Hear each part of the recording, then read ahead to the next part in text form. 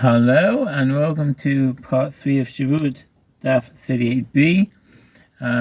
Hopefully you can see the sun. It's sunny here and I'm feeling the warmth, so let's go. If one claimed that another owes him vessels on land, if one claimed both vessels on land and the defendant admitted to owing him all the vessels he claimed, but denied that he owed him any land, or if he admitted to owing him all or some of the land, but denied owing him any of the vessels, he is exempt from taking an oath by Torah. If he denied owing him any of the land, but admitted to owing him some of the vessels, or denied that he owed him the other vessels, he is liable by Torah law to take an oath concerning the vessels he denied, and the oath can be extended to include land he denied. And that's when Rambam say from Mishpatim, Toan Venitan 5.3, Shulchan Aruch Mitzvot 95.8. And the defendant admitted to owing him vessels but denied the claim of land.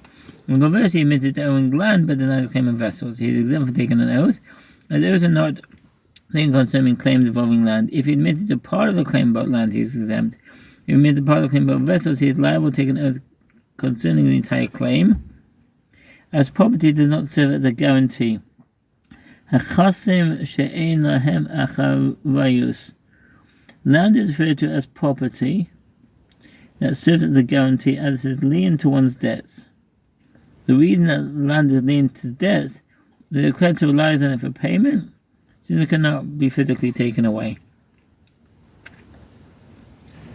A movable property binds a property that serves as a guarantee, i.e. the land. So the oath about movable property can be extended to require him to take an oath concerning the land as well. One does not take an oath concerning the claim of a deaf mute.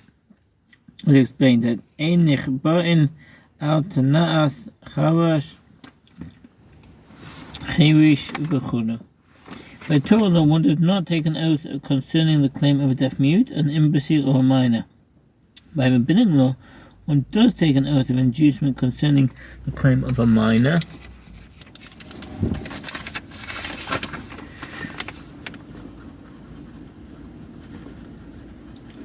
Sorry about this.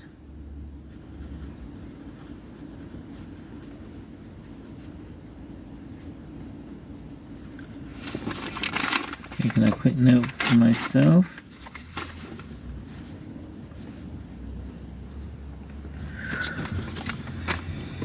Well, it flows into my head.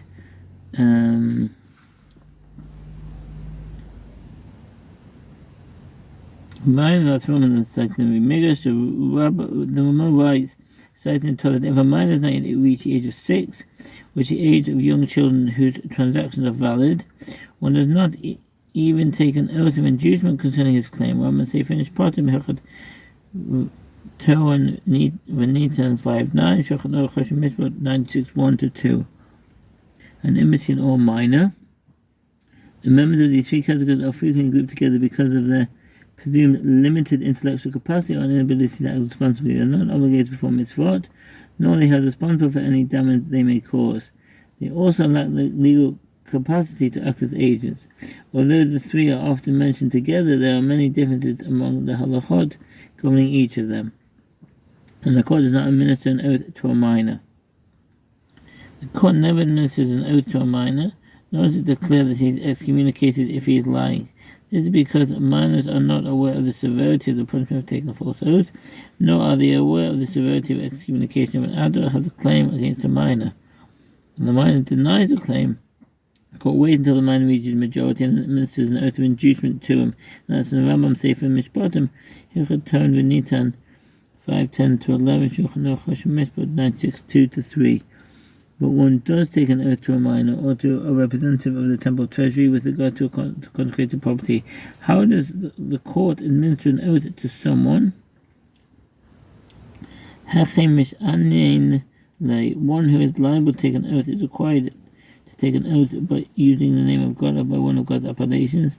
E.g., I hereby take an oath by the name of the God of Israel, or I hereby take an oath by the gracious one. This is according to the opinion of the rabbis who disagree. So Rabbi Chanina bar Edi Rambam Sefer Flach, Shevuout 11.8, Shulchan Aruch Mitzvot 87:16-17. who is liable to take an oath. Rabbi Yehuda says that Rav says the court administers to him the oath stated in the Torah as it's written in Avram's instruction to his servant. I now make you swear by the Lord, the God of heaven, in Genesis 27:3. Ravina said to Rav Ashi, in accordance with whose opinion is Rav's statement, it is in accordance with the opinion of Rabbi Chanina bar Adi, who says that when one is liable to take an oath, we require him to take it using the ineffable name of God. Rav Ashi said to him, you may even say that it is in accordance with the opinion of the rabbis who say that one is merely required to take an oath using an appellation of God. The part of ramification of our statement is that just as in the aforementioned verse, Abraham said, please place your hand on my thigh, and I will make you swear, in Genesis 24:2-3. 7, to grasp his circumcised penis, which is considered sacred to some degree, and so too in oaths administered by the court, one must grasp a sacred item in his hand while taking the oath. When one is liable to take an oath by Torah law or by rabbinic law, says the Rashbam, with the exception of an oath of inducement, he is required to grasp a sacred item while taking the oath. If a court administers an oath without requiring the one taking the oath to grasp a sacred item, this is considered a mistaken ruling. So the litigant is required to take another oath while grasping a sacred item. The Ramah cited in the Maharik, as that if a court administers an oath of inducement to the defendant, requiring him to grasp a sacred item, and the defendant prefers to pay rather than take the oath, the attempt to administer the oath in this manner is considered a mistaken ruling of the court, and the money must be returned to the defendant. The Ran notes that in a case where the judge finds it necessary to administer an oath in which the litigant grasps a sacred item, he has a mandate to do so, even if this is not required by halacha. On Sefer Shevuout 11:11, Shulchan Aruch Mitzvot 87:13, and the comment of the Ramah 87:20. While taking the oath, and this is in accordance with the opinion of Rava, as Rava said. This judge who administers an oath by the Lord, the God of heaven, without instructing the litigant to grasp a sacred item, is considered like one who made a mistake with regard to a matter that appears in the Mishnah. Kamesha Ta'ar Bedvad Mishnah.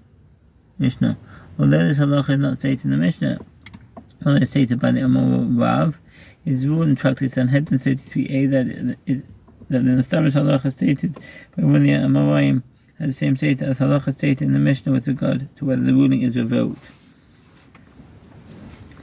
In which case the ruling is revoked, and the litigant must repeat the oath. And Rav Papa said the judge who administers an oath in which the litigant grasps phylacteries, not a Torah scroll, is considered like one who made a mistake with regard to a matter that appears in the Mishnah, in which case the ruling is revoked, and the litigant must repeat the oath. The Gemara concludes that halacha is in accordance with the opinion of Rava, but the halacha is not in accordance with the opinion of Rav Papa. The halacha is in accordance with the opinion of Rava, if the litigant merely took an oath using the ineffable name of God, he is required to take another oath, as he was not grasping any sacred item in his hand. But the halacha is not in accordance with the opinion of Rav Papa, and if the litigant was grasping phylacteries, he is required to take another oath, as he was grasping a sacred item in his hand, although it was not a Torah scroll. One takes an oath while standing. Shivu ba'amod. While taking an oath, one must be standing grasping a Torah scroll in his hand. If the court administered an oath to him while he was sitting, he is not required to take another oath while standing. While Sefer Shevuout 11:8, 11 Shulchan Aruch Mitzvot 87:16. Torah scroll takes an oath while sitting. Talmid Chacham Yishuv. The court administers an oath to Torah scroll while he is sitting at the Venetian. Nowadays, no distinction is made between Torah scroll and others with regards to halacha, and all must stand. And that's from the Rambam Sefer Shevuout 11:12 Shulchan Aruch Mitzvot 87:16. One takes an oath grasping a Torah scroll. Shivu b'Sefer Torah. The sacred item held by the one taking the oath should be a Torah scroll. He should not say, "I hereby take an oath by this Torah scroll." Rather, he should grasp the Torah scroll in his hands and say, "I hereby take an oath in the name of God," to the Rashba. If he held the phylacteries instead, he is not required to take another oath according to the opinion of Rava. The Ramah cited in the Maharik writes that one can grasp any sacred book that mentions the name of God. See the Shech and the Taz. The authorities write that the custom is that one taking the oath puts his hand on a Torah scroll which is placed in front of him, but he does not hold the scroll in his hands. This is the custom with regard to oaths taken concerning payment of taxes. With regard to other oaths, e.g. an oath taken by a woman in order to collect payment of a marriage contract, the one taking the oath grasps a sacred book other than a Torah scroll. And Sefer Flah, Shevuout 11:8, 11 Shulchan Aruch Mishpat 87:15.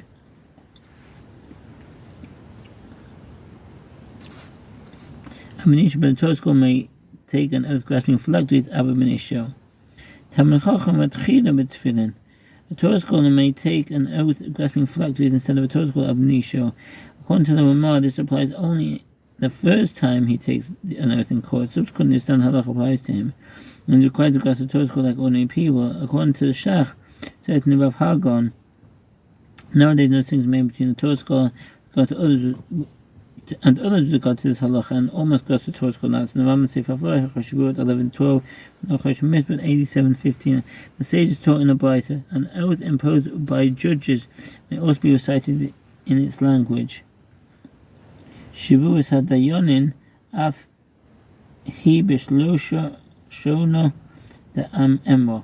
The proper way to administer an oath to a defendant is to do so in the language he speaks. Although judges customarily administer oaths in Hebrew to defendants who do not speak Hebrew, they must first translate the oath for the defendant into their own language. Shevuot 11:14, Shulchan Aruch Mishpat 87:20. I.e., in any language spoken by the one taking the oath, it is not required that the oath be in Hebrew. Before he takes the oath, the judges say to him, "Be aware that the entire world trembled when the Holy One, blessed be He, said at Mount Sinai, you shall not take the name of the Lord your God in vain, for the Lord will not hold guiltless one who takes his name in vain." Exodus 27. And they say to him, Amallah v'chodo. Before one takes an oath imposed by judges for the denial of a claim, it must be formed by the court as described on 39a, whereas the obligation to take an oath is by Torah law, by rabbinic law. If the claimant is himself uncertain of his claim, the defendant is not forewarned, and there are no grounds to assume he is lying. In any case, the judges should urge the litigants to reach a settlement so that neither will be liable to take an oath. Rambam Sefer Flah, Shevuot 11:15, 19 Shulchan Aruch Mishpat 87:21. And we'll just read the footnote when it says the entire world trembled. Shekol ha'olam kulo nis daza v'chula. How does a court forewarn a person taking an oath? It will say to him, "Be aware that the entire world trembled when the Holy One, blessed be He, said at Mount Sinai, you should not take the name of the Lord your God in vain." And be aware, with regard to all the other transgressions in the Torah, it is stated, will clear the guilty. Whereas with regard to taking a false oath, it is stated, will not hold guiltless. And be aware, with regard to all of the other transgressions in the Torah, only the transgressor is punished, whereas one takes a false oath, his entire family is punished. And he even causes the entire Jewish people to be punished, as all Jews are considered guarantors for each other. And be aware that with regard to all the other transgressions in the Torah, each transgressor has merit, God suspends his punishment for 2 or 3 generations, whereas one who takes the false oath is punished immediately. The Ramah writes, citing the ban, that a judge can continue to warn the litigant as he sees fit beyond the aforementioned wording. And so the Ramah Sefer Flah, Shevuot 11:16, Shulchan Aruch Mishpat 87:20. Thank you for listening, and I wish you a very good Yom Tov and all the best. Bye.